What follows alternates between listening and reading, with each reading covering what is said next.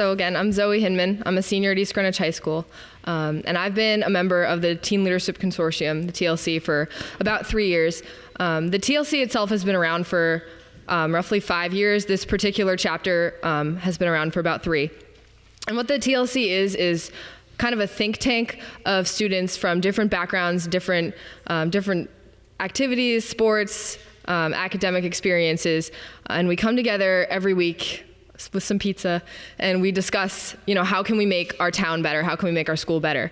And we've had a lot of really awesome outcomes to those discussions. We started the club fair at our high school, which has kind of been the biggest impact that we've had, because we were thinking, sports get a lot of recognition and that's awesome, but there are so many amazing clubs at this high school that don't get it, and people don't know about it. So how can we make it easier for people to get involved? And we did that, and it was really awesome. And some other things that we've done, we've held 2 parent forums, which was an opportunity for students and for parents to come together and discuss, what's important, what's going on with you and us, and how can we make communication better? How can we make it better, easier for each of us? And we're going to try to hold another one later in the year. So any parents in the audience, keep an eye out for that, because those are really awesome discussions. Another thing that we've done, we've gone down to Hannaford and talked to the kids about high school, about being a teenager. We got to go to recess, which was really cool because we don't get recess anymore. And hopefully made them a little bit less scared, intimidated about high school, about growing up.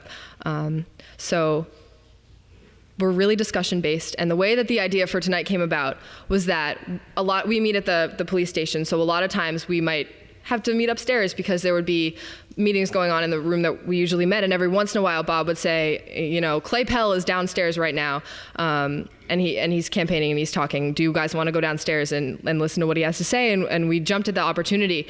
And we would be listening and asking questions and having conversations with candidates that we don't usually get the opportunity to do. And we were thinking, this is really awesome because we're not usually involved in this conversation, and we're part of the community, we're part of the town. And a lot of us can't vote, but we will one day, and we still care about what's going on. So we're thinking, how can we make it easier for teenagers and for candidates to come together and talk about how we can make the town better? And that's how the idea for tonight came up. So we're hoping that we can come up with some really constructive conversations tonight, and listen to each other and be respectful. And in the spirit of that, I would ask that you guys hold your applause until after each candidate has finished, or until after every candidate has finished speaking, and just make sure you're being respectful to the candidates and to the people around you. This time I'm going to turn it over to Ryan to tell us a little bit more about tonight.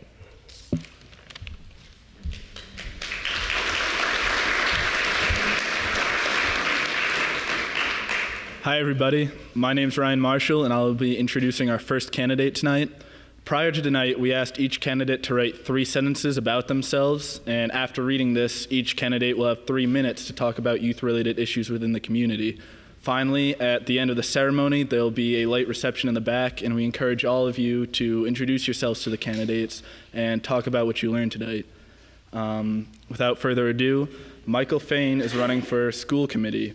Michael Fain grew up in East Greenwich and graduated from East Greenwich High School in 1987, but spent half of his adult life living elsewhere before returning. He is committed to working to give all East Greenwich youth robust educational and extracurricular opportunities, and is actively involved by running Math Olympiad at Eldridge and serving as a soccer, lacrosse, and basketball coach. He has spent his career in the technology field and is particularly interested in how technology can be utilized to enhance learning opportunities for students. Ladies and gentlemen, Michael Fain.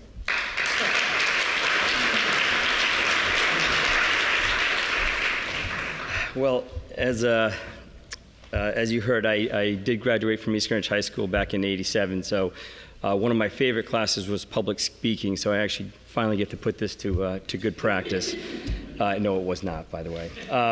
So I am running. I have been engaged with youth activities, and that's kind of one of the reasons that I decided to run for school committee. Is I thought it was another way to engage with what's going on with youth in the town, and it's a kind of a unique perspective in getting to kind of direct some of the changes that are going on.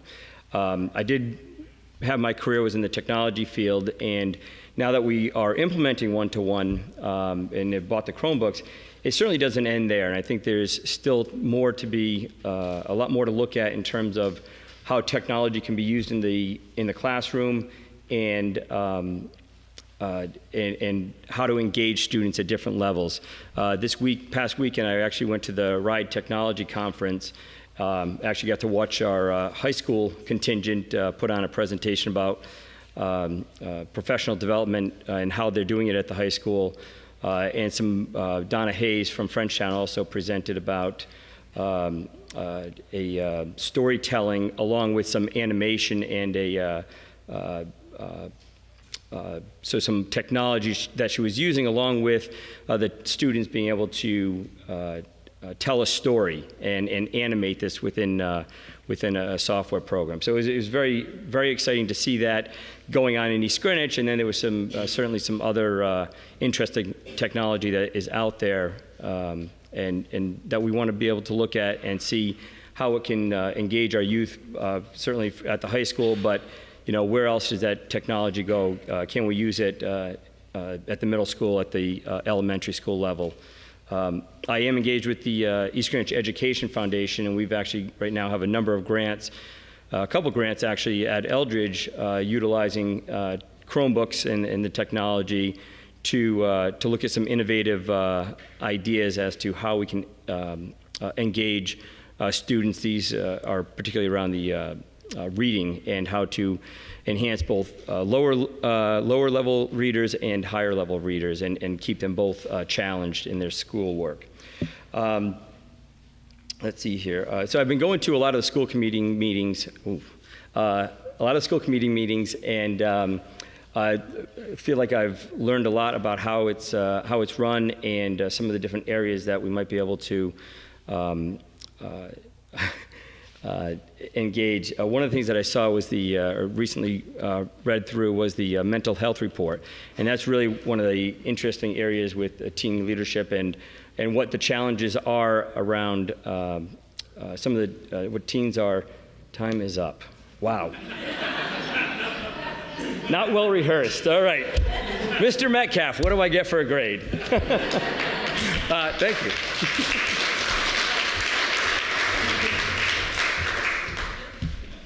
Hi, I'm Nathan Bragger, and I'll be introducing David Green. David Green was elected in 2010 to the East Greenwich School Committee and currently serves as its chair. He is a retired corporate executive who has lived in East Greenwich since 2006, and he holds a degree in chemistry from the University of California. Without further ado, David Green.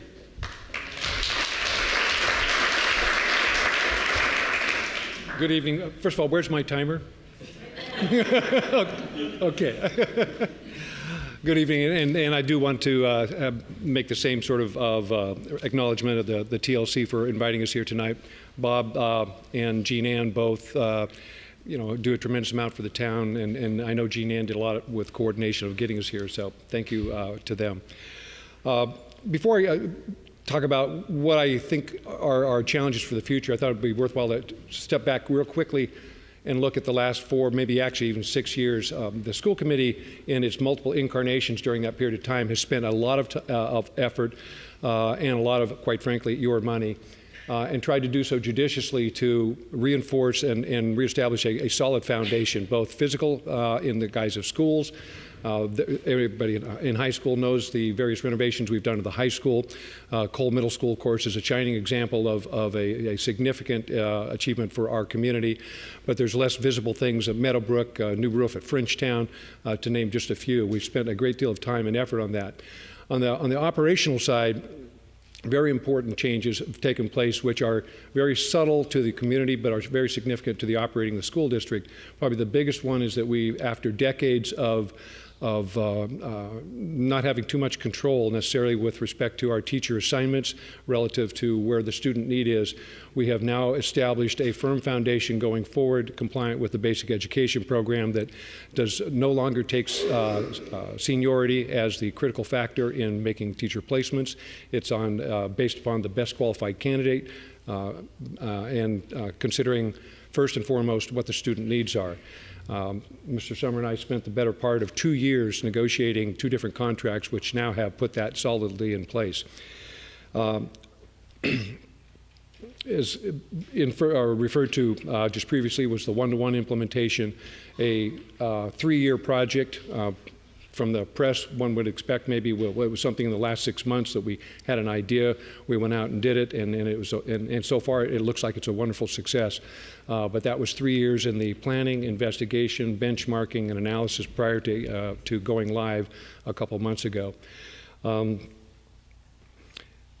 One aspect that I'm particularly proud of with my colleague at the Town Council is that we've established a significant benefit of working together in a collaboration to try and generate efficiencies. So going forward, we need to work on the strategic plan. That has been mentioned in the press a little bit. It is going out slower than had been planned, but it is a significant step, the first time in 10 years, which we've now tried to consolidate community, school administration, school committee input into a path going forward. We certainly want to ensure the effective use of the one-to-one implementation going in the schools, and we want to broaden the curriculum and depth of that curriculum using that technology. Thank you, and my time is up.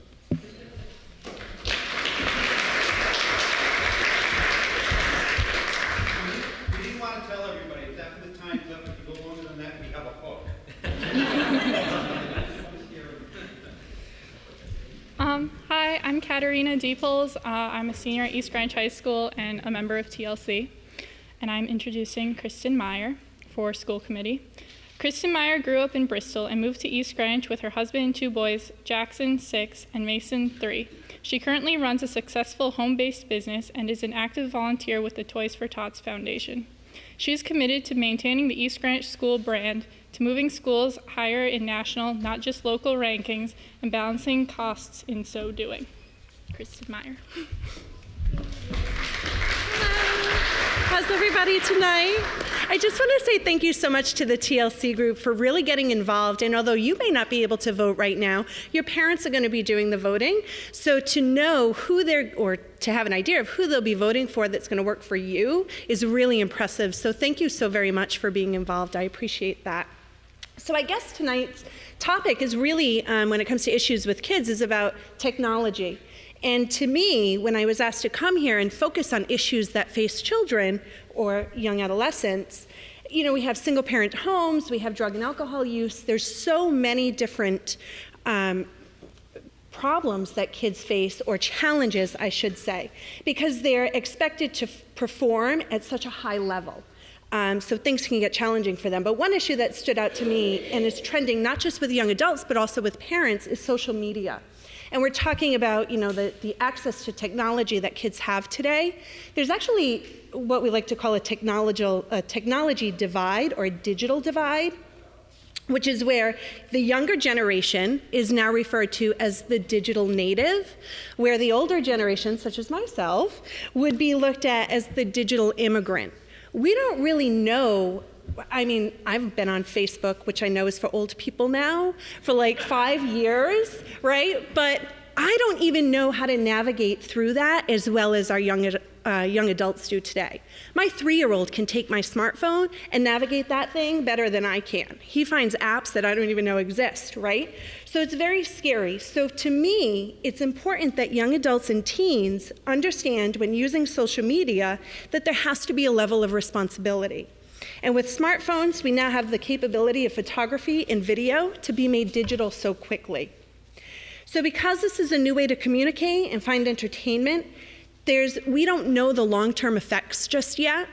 So to me, I see an importance on partnering with parents and adolescents to work together with our kids to be able to navigate through and not keep an eye on our kids, but really understand what it is that they're working with, the tools that they're working with.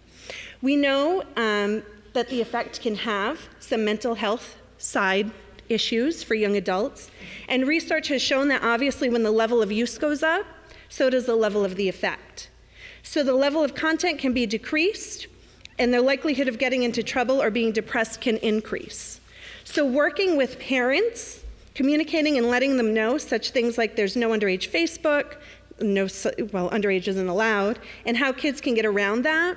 I think working together with the community to put programs into place and communicate with parents on how to communicate with their children when it comes to social media would benefit us all greatly. Thank you very much. I didn't get the times up. I was all over the place, but thank you. Thank you very much.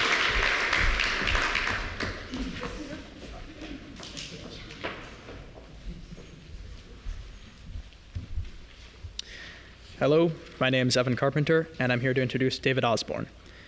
David Osborne has 4 children in 4 different East Greenwich schools: East Greenwich High School, Cole, Hannaford, and Meadowbrook Farms.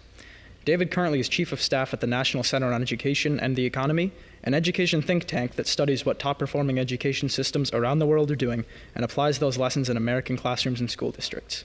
With degrees in both journalism and law, as well as the opportunity to work everywhere from Harvard University to the state of California to the U.S. Department of Justice to the White House, one of David's most memorable experiences happened just after high school, when he traveled with an orchestra to communist Europe at a time when Americans rarely had a chance to visit there, playing the trumpet. David Osborne.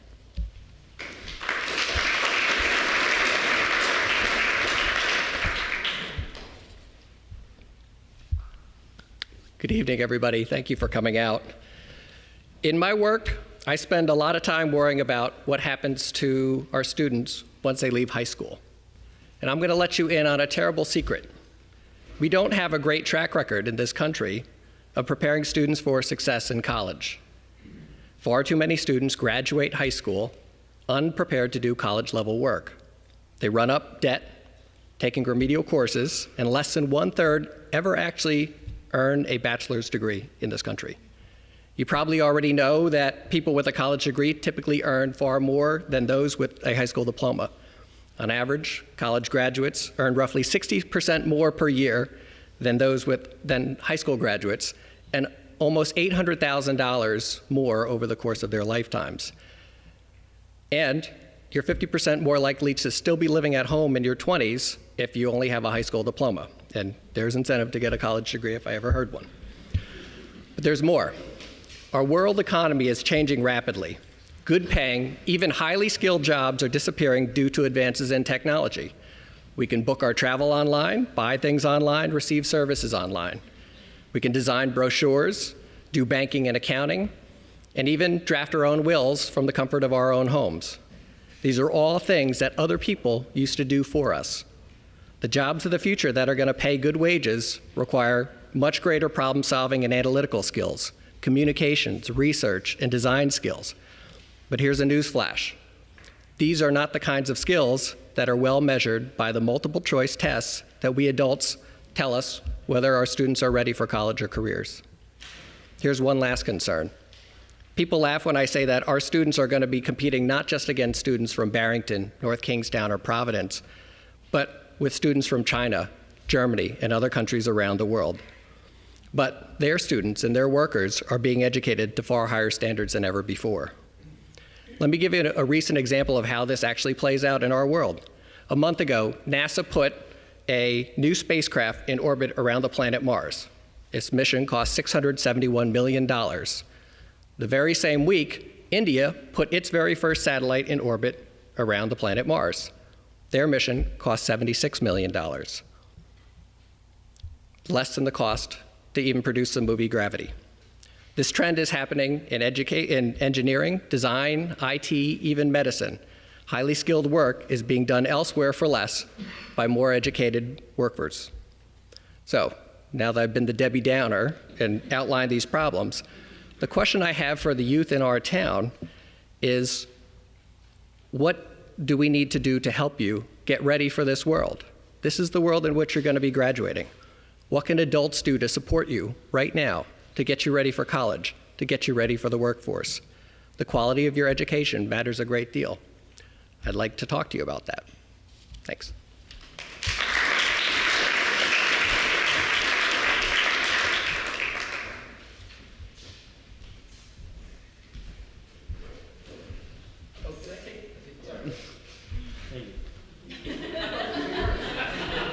I should know the next candidate pretty well, but I still want to have the sheet in front of me. Hi, I'm Tommy Summer with the TLC, and I'll be introducing Jack Summer.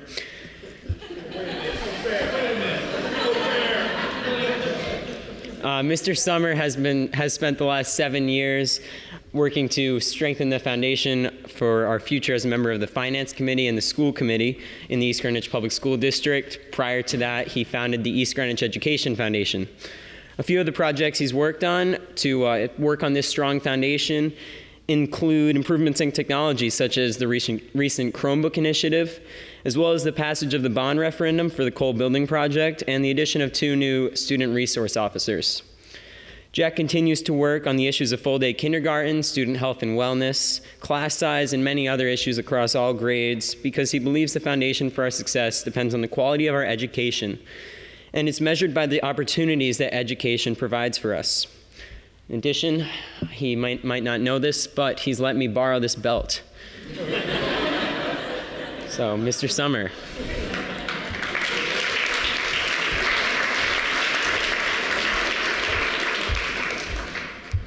I want my belt back. All right, thank you all. Good evening. I'm going to start my timer. As Tommy so eloquently put, I have been involved as an active member of the school committee, finance committee, and the community. I feel that we should all pay a certain amount of civic rent to strengthen a community, and I think that's a good character for all the young people here tonight.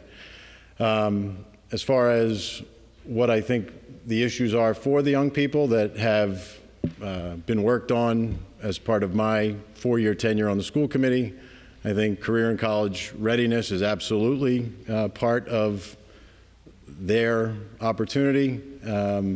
What we've done in the area of technology has been tremendous from 4 years ago, and I'm not trying to pat myself on the back, but there was really a void. There was, budgets had stopped getting funded because it was really in the lurch. And technology now is at the point where the infrastructure is strong, not just at all 6 schools, but also across the entire municipality for what we did recently with the dark fiber, which is basically a high bandwidth, high data movement utility that was installed by a bond from Rhode Island.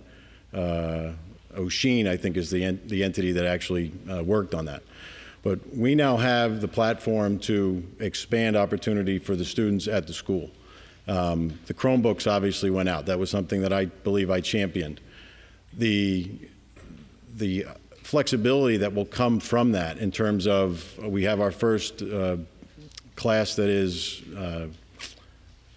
blended learning. Sorry, it escaped me for a second, where it's part online, it's part in the classroom. That will allow the schedule to loosen up. So for all the high schoolers here who have problems managing their schedule along with all their other activities, we should see technology benefit that. Other things I've worked on, not directly, but have been a proponent for, is the health and wellness policy. I think the activity or the attention towards student activity to make sure that stress is managed properly, that we can provide as much resource, people like Bob, the SRO for a certain level of safety. We all know what's happened in the past, thank you, for the last couple of years with Newtown. We don't want to have any type of fear present in the high school. We want that to be a safe zone. And I think we've done taken a lot of steps so we can have that for our students. I'll close with the career and college readiness. What we've done with the teacher contract has allowed the administration to really put a lot of rigor into the classroom. That is absolutely necessary, as Mr. Osborne said, and I agree with him 100%. We need to have more rigor so we can have more successful high school graduates and college graduates. Thank you.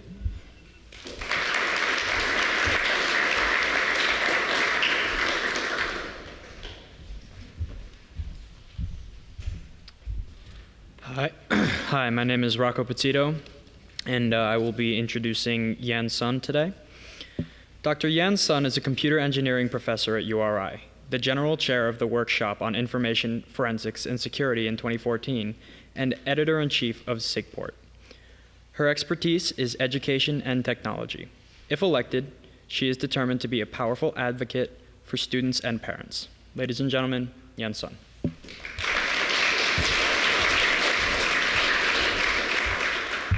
Thank you for the introduction. And also, I would like to thank you for TLC for organizing this event.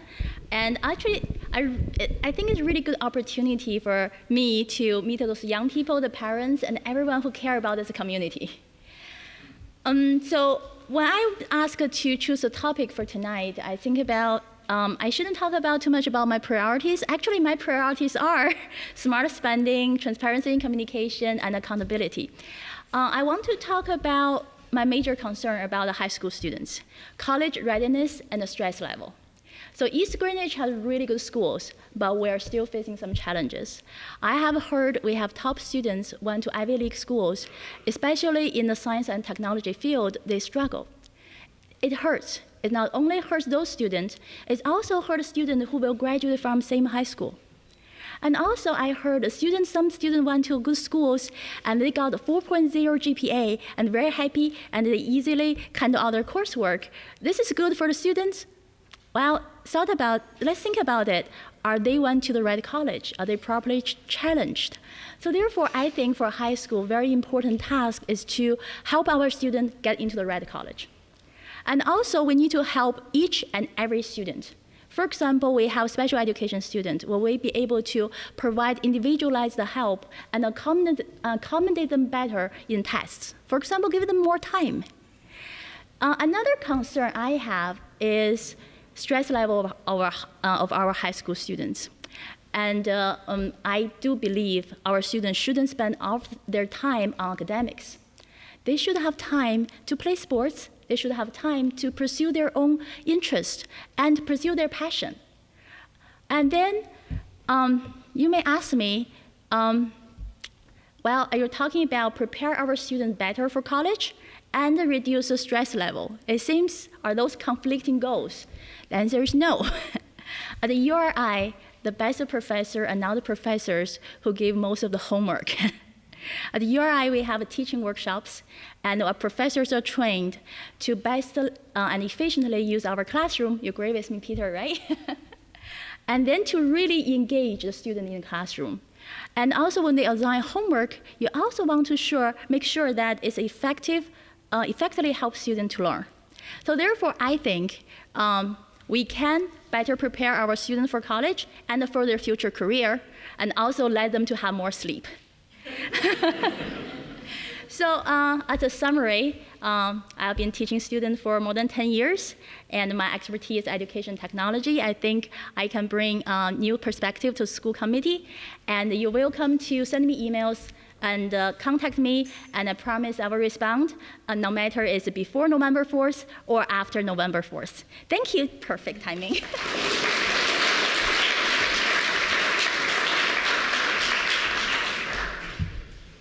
Hi, Nathan Bragger again, and I'm going to introduce Mary Ellen Winters. For the past 8 years, Mary Ellen Winters has served as both a member of the East Greenwich School Committee and as a key member of the School Building Committee, on which she has helped oversee construction of Cole Middle School, the high school science labs, library, technology, infrastructure, and the secure front entryway.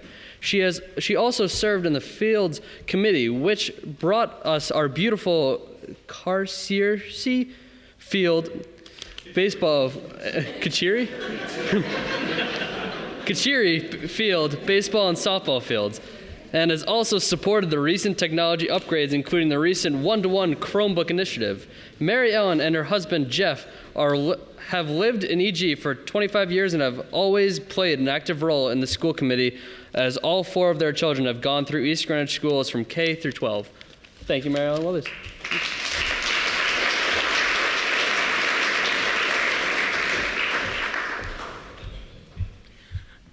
Good evening. Thank you to the TLC members for inviting us all tonight, and to Bob Houghtaling and Jean Ann. So I think all my committee patrons over here have hit on most of the things that we've discussed through the years. So I wanted to touch on TLC. I know the TLC was formed back in, I think, 2010, because I remember Drew Mahoney starting the TLC as a senior project. It's not too bright up here. So Drew started the TLC as a senior project, but he wanted students to have a place to discuss and identify issues teens face at school and at home.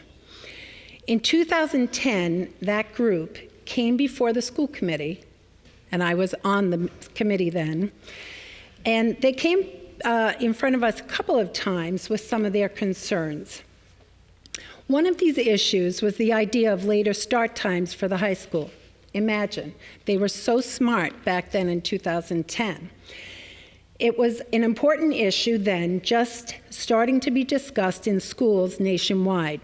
Studies have shown that our teenagers need more sleep than they are currently getting. The school committee has formed an ad hoc committee now to begin discussing the possibility of changing start times for the entire district, not just the high school. Another item the TLC spoke about then in 2010 was the amount of stress students feel they are under day to day. This is an important topic being discussed at length all over the country. School shootings, such as the one that occurred last week in Seattle, have brought mental health issues to the forefront. Our Health and Wellness Committee has just finished a mental health assessment for the district.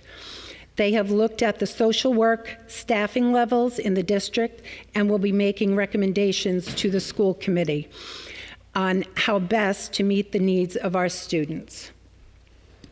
Since this is a forum about youth issues, I think it's appropriate to ask you, the youth, what issues you would like the school committee to address. Years ago, there would be a representative from student council who would attend school committee meetings and be the liaison between the students and the school committee. That has not been the case in the last couple of years. I would like to see the TLC represent the student body at the school committee meetings. Pick a person or two, come to a school committee meeting once a month or every 2 months. It's important that we hear from you about these issues. Thanks.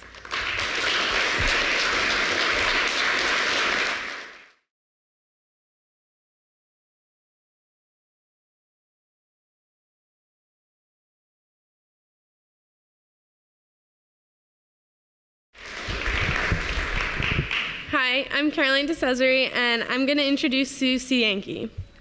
Susie Yankee was on the school committee from 2004 to 2008, where she served as the chair of the committee from 2006 to 2008. She has lived in the town of East Greenwich for over 18 years with her husband, Paul, and their 5 children. Sue has served on many boards and volunteer committees throughout the town and state, providing her with the experience, leadership, and political knowledge that she will bring with her if elected to town council. Thank you.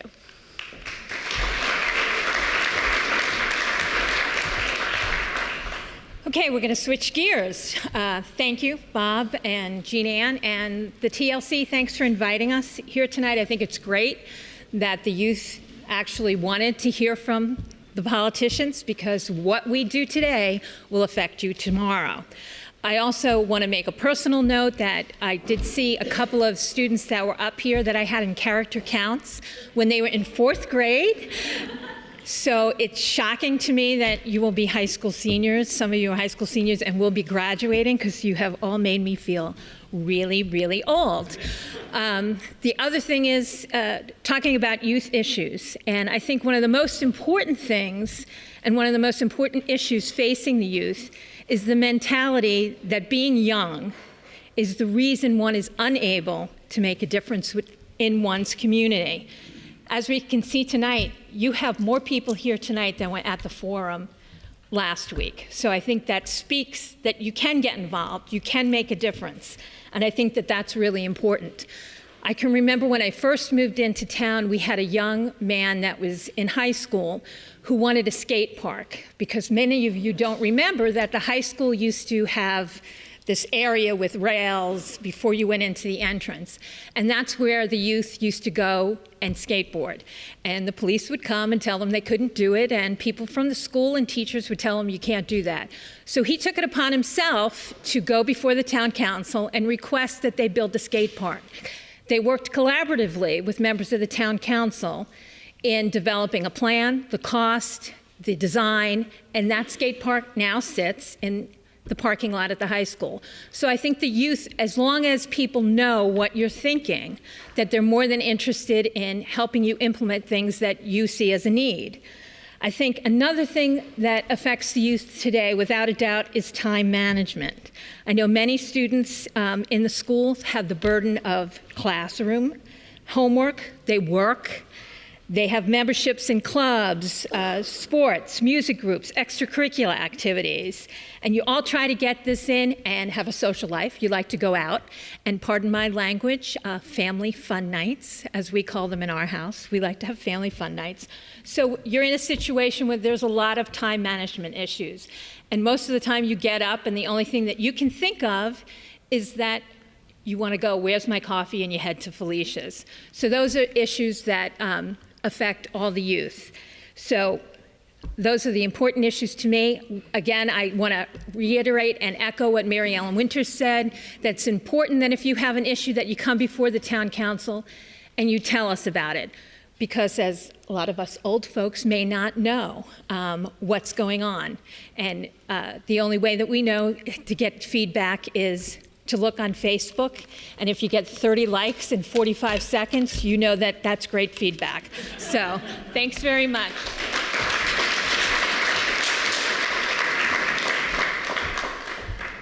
Hello again, everybody. At this point, I'd like to introduce Jean Dumas from the Town Council. Jean Dumas is a third-generation resident of East Greenwich and graduated from Levellandhurst High School in Ohio in 1982 as a class valedictorian. He went on to Ohio State and then to the University of Rhode Island, where he graduated with a degree in electrical engineering. Jean has been a computer service business owner and regularly volunteers with East Greenwich Senior Services and the East Greenwich Historic Cemetery Commission. Ladies and gentlemen, Jean Dumas.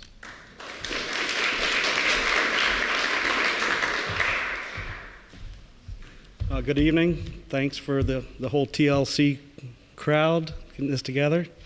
I'd like to make 2 points. This kind of blends in with what Zoe had to say about Hannaford. I'm going to flash back to my high school years.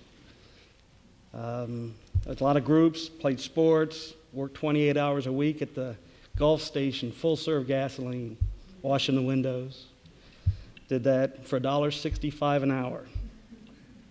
During my junior year in high school, the PTA was called there, and now it's PTG here, right? And the school committee and the high school got together and thought it would be a good idea to bring together a group of students to start what was called teen counseling. So primarily some students, National Honor Society, people of that nature, got together, had an oath, and what we did for our junior and senior years, we'd go to down to the junior high, and we'd sit with different classes, 7th grade classes, particularly was 7th grade classes, and we just have discussions with them, concerns, and they, little by little, they kind of talk a little bit more and open up, and I think it's a nice concept. What they're thinking about at a junior high level. So I think it was maybe you folks have done that or just going to move that direction. I don't know, but this was back in early 80s. The second point I want to make is this is kind of a shameless plug. I think volunteering is very important. To the high school folks, and I am on the Historic Cemetery Commission, and we are promoting the cleanup of cemeteries with the help of the town council, and the Interact Club at the high school has come and joined us. Did a nice job in cleaning up an old cemetery. And in 2 weeks, we've got teacher Andy Perrin. I think he's 11th grade. He's a social studies teacher. Okay, it's a local social history class. And for the whole day, he's going to walk them down to Middle Road, Cemetery 48, for the whole day. So hopefully it'll be good weather for that. And teaching high school folks about some local history while we do that. So come on out and volunteer, take a little stress off. It's on a nice day. help the community. Thank you.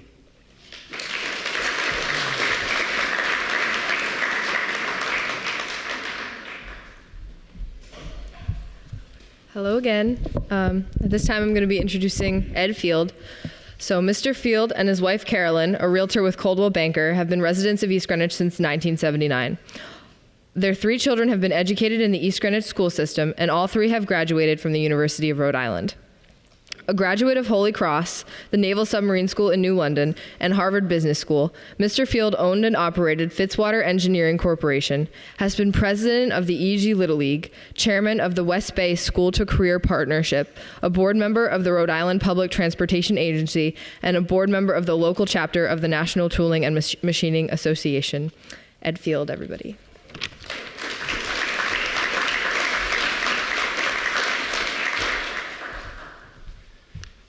Thank you very much. Nicely done, young lady.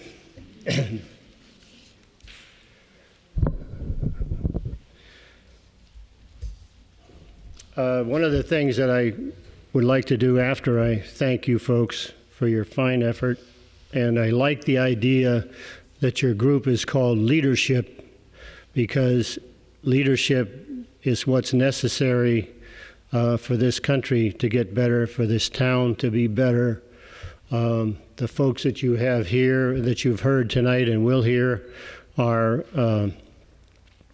leaders because they're willing to step out, to volunteer, and to put their time in to make things better. I would like to get an idea of who my audience is, so if I could ask the students, how many are seniors? How many are juniors? Not too many juniors. How many sophomores? Aha. So you need an organizational move to recruit, huh? How many think that they are Democrats? How many think that they are Republicans? How many think that they are independent? Good.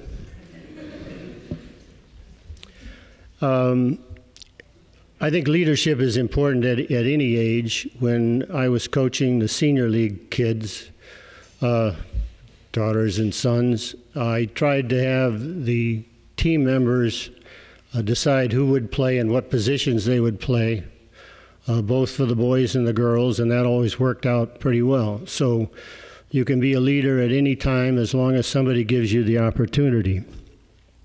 I like the idea that you're volunteering. Volunteering is very important. It's giving back to somebody or something some of your time so that it eliminates being a selfish person. By the same token, when you are a volunteer and you're in a group, don't be afraid to speak out if you see something that bothers you or something that isn't right for some reason or other. And the other thing, as a leader, I would suggest that you need to be kind. There's always somebody in your class or in your school that needs a little bit of help, needs a friend, needs somebody to look after them and kind of lift them up a little bit. So I'd like to suggest that you do that. I've got 30 seconds left. A story about Chromebooks. I've heard a lot about Chromebooks. My grandson is on the football team in Franklin. I said, how come, how did the game go? Time up. All right, thanks. At any rate, don't play games on your Chromebooks after you finish your exam because you'll get detention.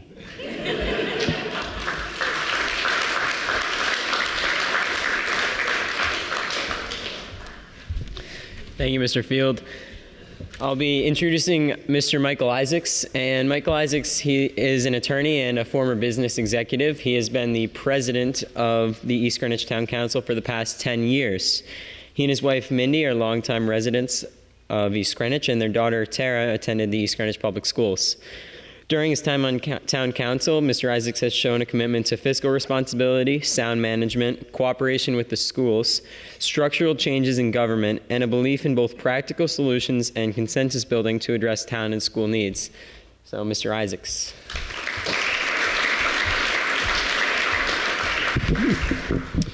Thank you for the introduction. Thank you to all of you for taking the time to come here this evening and giving us this opportunity.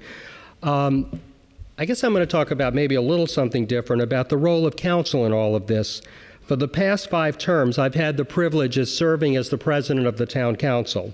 And while the council is involved in issues affecting students and the youth of our community, the town council does not enact policies for the schools and does not control specific school programs. The town council only approves the tax dollars that go into the school budget and has no authority over specific budget items. But when it comes to schools and youth activities, we may have separate functions, but we have common goals. It's important that we have a great school system in our town for the benefit of our students and for the taxpayers. My daughter Tara attended the East Greenwich Public Schools. She got a good education here, and I'll say she's now a cardiac genetic counselor. We need to support our schools for the benefit of our students and their futures, but also we need to have educated citizens for the benefit of our state, and because a good school system will increase and maintain property values in our town. So it's in everybody's interest, whether you have children in the schools now, or before, or never, to support our schools and support our youth activities. And in order to do that and support these programs, we need to maintain a financially sound government. We need to manage in a manner that best uses our resources and tax dollars. Now, I know that the students here will have plenty of time to think about property taxes in the future. But I did want to say this.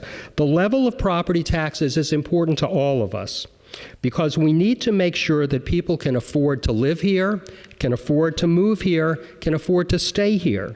And I want this community to be affordable to you when you are at the point in your lives when you look for a place to live and raise a family.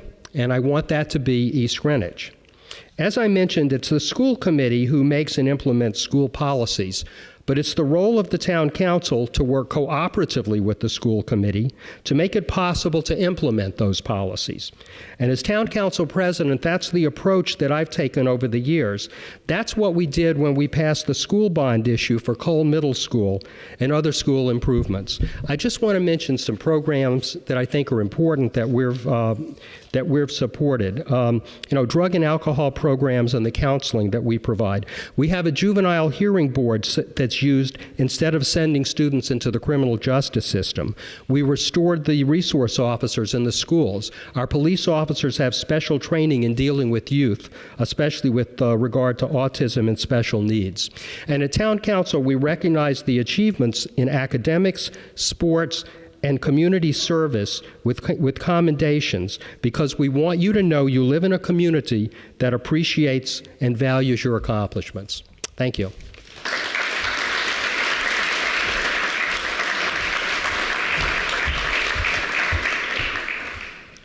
I'm back. I'm now introducing Mark Schwager for Town Council. Dr. Schwager moved to East Greenwich 20 years ago, sent his 3 children through the school system, opened his medical practice on Route 2, and became active in local community. He has previously been a member of the East Greenwich Land Trust, the Plannings Board, served as a fire commissioner, and was elected twice to the Town Council, all in an effort to preserve and improve the quality of life in our community. Dr. Schwager stated that his goal on the Town Council is to make East Greenwich a place where young people feel safe and have opportunities for growth in school, sports, and community activities. Dr. Schwager.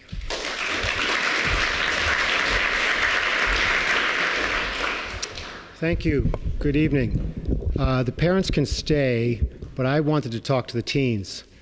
When I was thinking about preparing my remarks here, I was thinking, how do the teens fit into the community? What's their contribution in the community?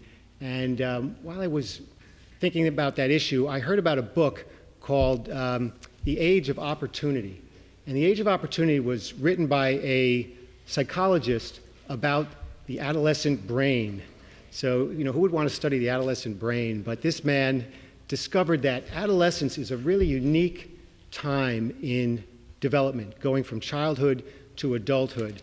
And what makes it unique during that window that you folks are in is that it is a tremendous time of interest and enthusiasm for new experience.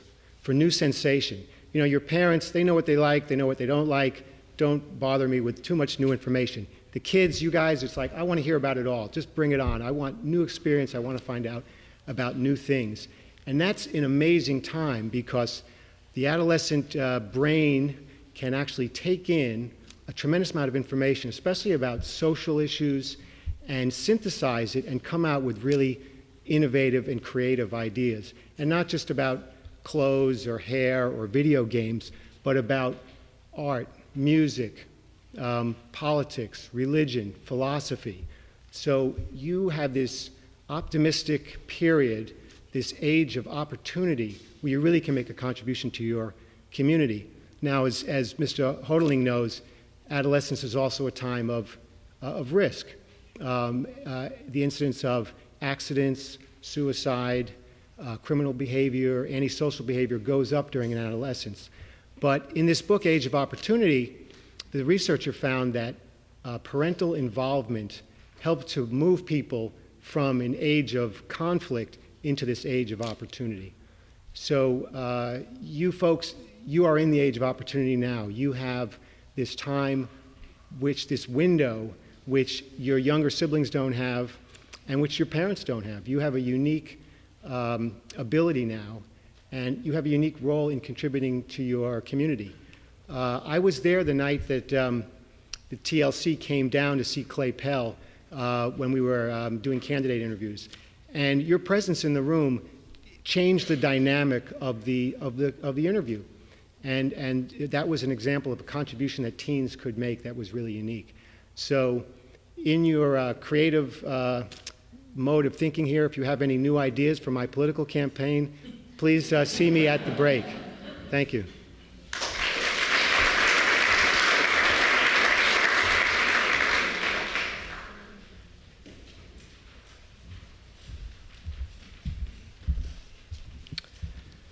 I'm going to be introducing Bill Stone today. Bill Stone has lived in East Greenwich for over 12 years with his wife, Carolyn Mark, and his two children, Ben Mark Stone, a junior at EGHS, and Taya Mark Stone, an 8th grader at Cole. Bill is an attorney and an entrepreneur who has practiced corporate law, been an executive with a publicly traded software company, and who now runs Outside GC, the business he started almost 13 years ago. Bill serves on the East Greenwich Planning Board, is a longtime member of the Westminster Unitarian Church, where he has served on the Board of Trustees, and currently serves on the board of Rhode Island Public Radio, which is Rhode Island's own NPR station.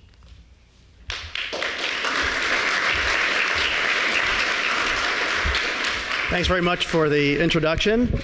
You know, this format tonight is kind of interesting because usually with candidate forums, you ask us questions and we get to respond to them. This is just 3 free minutes.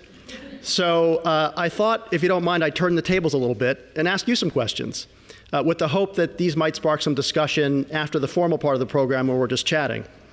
So some of my questions are to the youth, some are to the parents of the room. First to the youth. How would you grade our schools? You know, a letter grade like you guys get in schools. How would you grade our schools in your education? Next, students, what's your biggest worry outside of school and academics? To the parents, do we coddle our kids too much?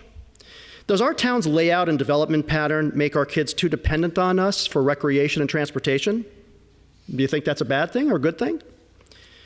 To the youth, how does our town's built environment affect how you're growing up in EG? For example, when was the last time any of you rode a bike to get somewhere? I don't mean for exercise or fun, I mean to get from one place to another. When was the last time you enjoyed the fact that our town is a coastal town, that we're on the bay, that you walked the water, or maybe hopped into a boat? And finally, for now, what can town leaders do, youth, to enhance the experience of growing up in East Greenwich? Now, some of these questions are ones that I thought about in connection with working on the town's comprehensive plan as part of the planning board. But also, these questions are not theoretical for me. I live them every day because, as you heard in the introduction, I have 2 teens living at home. And I'm running for town council in part for them and for you. I also have had the pleasure of working with teens over the years and with youth as part of Westminster Unitarian Church, which is that funny church just down the other side of town, where I've served a variety of leadership roles, including being responsible for a number of years for the finances. Talk about tight budgets. Phew. Thankfully, the budgets of my business are not quite as tight, and I'd like to bring the experience I've had as a business person in dealing with good-sized budgets to bear on the town, because after all, our ability at the town council to do anything to improve the quality of life for youth and for everybody depends on our ability to make smart choices with our budgets. And I'd love to have an opportunity to do that, to make the town better for now and for the future. And so I'll end with one last question, which is probably the most important question to the youth. I'd like you to project yourself into the future, 15 or 20 years. And I ask you to think about this. When you're ready to have your own family, if you can think about that now, would you want to do that in East Greenwich?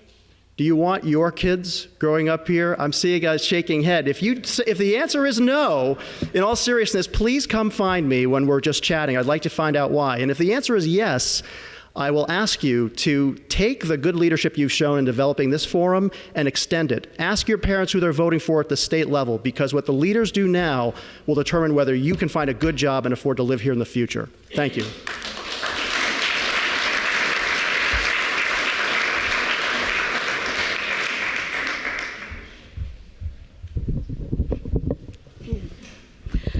Okay, so I'll have to stand on my tippy toes. But hi, my name's Sam Rodriguez. I'm a senior at East Greenwich High School, and I have the honor of introducing Mr. Sean Todd. Oh, this will be difficult. Sean Todd is a self-proclaimed Reagan conservative. He and his wife moved to East Greenwich in 2009 and are the proud parents of a 3-year-old son.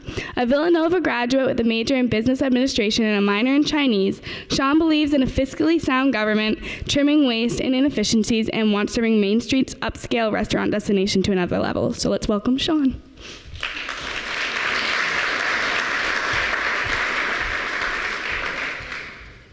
As I began to prepare this speech, I said to myself, what am I going to talk about with a bunch of high school students that pertains to youth issues? Because I didn't think that you guys have too much to worry about.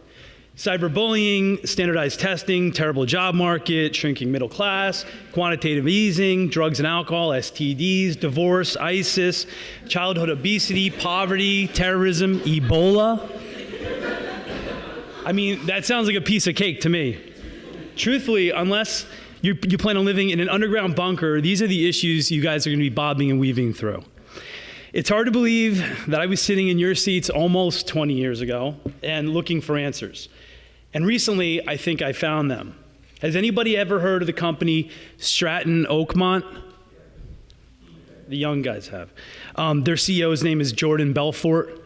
It's a Leonardo DiCaprio movie, Wolf of Wall Street. He said successful people are 100% convinced that they're the masters of their own destiny. They're not creatures of circumstance. They create circumstance. If the circumstances around them stink, they change them. When I was in high school, my sport was football. I played for, still to this day, New Jersey's all-time winning coach in state history, Pope John. He blended hard work and discipline, God and family into his program, and I believe that these are the fundamental tools that you incorporate into your lives, you too will be successful. He won 84% of his games in over a 33-year career because failure was never an option. This guy taught us how to win. When I was playing for him as quarterback, we won sectionals each year, and my junior year, we took home the crown, the state championship under his leadership. During preseason, he would take us to upstate New York to a campground where he would have us up before the sunrise doing wind sprints, breakfast, then morning sessions, lunch, afternoon sessions. We'd eat dinner and then go back to films until we went to sleep at night. This was for weeks, breaking only for Mass and Sundays. This type of dedication and hard work was ingrained into our heads. You either made it or you went home. I know what we learn in sports, things like commitment, discipline, teamwork, leadership, and excellence are all traits you can bring out of your high school career and into college. You are, all in a few short years, going to be faced with the real world, with a rapidly changing economy, a higher level of global competition, and fewer opportunities. You can really let this depress you, or you can choose to embrace it.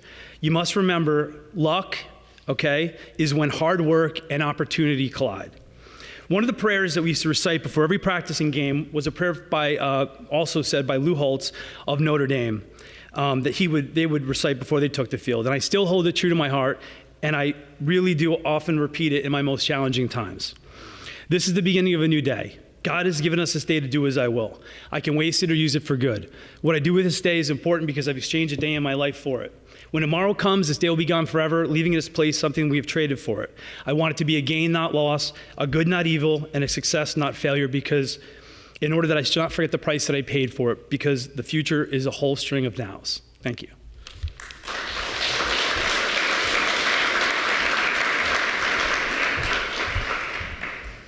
Last but certainly not least, I'd like to introduce Robert Vespia. Robert Vespia is a retired East Greenwich firefighter who was born and raised in town, and both of his children attended East Greenwich Public Schools.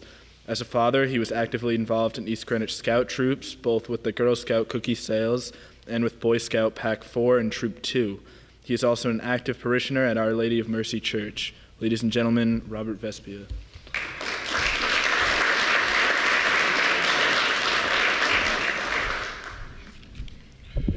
Hello. Thank you, everyone, for coming out. Thank you to the TLC, Bob and Julianne, for putting this together. This is supposed to be about student issues, and I feel student issues are important. Some issues may be important, more important to some than others, and that's up to each individual to decide which issue is important for them. But one of the issues that I feel is important to students is they're saying bullying now, and now cyberbullying. Bullying has been going on for decades. It's just the way it's taking place now. Before, it used to take place on bathroom walls, and sometimes they wrote on your car or whatever in the parking lot. But now, in the blink of an eye, it can be worldwide, which is wrong. I think a lot of people should realize what they're doing before they push that send button. And I think a lot of it depends on how people interpret it, because there is no feeling in the cyberbullying. They don't know if they're kidding around, they don't know if they're serious, or if it's just busting people up. But a lot of the times it's taken seriously, and some of the students take drastic measures, which that's another problem, which I think they should really think and talk to people before they go and take drastic measures. I had a fortunate time in East Greenwich, because when I was growing up, we had a volunteer fire department, and I was able to get involved. I volunteered at the fire department at 16 years old, and I became a senior member and was able to drive the trucks when I was old enough, and then that turned into a career for me. Unfortunately, due to a lot of new requirements, for safety and information, and the volunteerism has, as far as the fire department, has become more difficult, and people don't want to put the time into it because it's volunteer, and a lot of people want to do things to get paid for. So, but it's just a lot of people, there's a lot of things that people need to talk to other people about to find out how they can handle things, what they can do. And as far as everything else that I wanted to talk about, it was already covered. So it being last on the list, I kind of got to get the leftovers. So the only thing is I'm an independent. I have no party behind me. So what you see is what you get. I want to do this for the town. I grew up in the town. I volunteered before. I'm volunteering again to work with the town, work for the town. Thank you.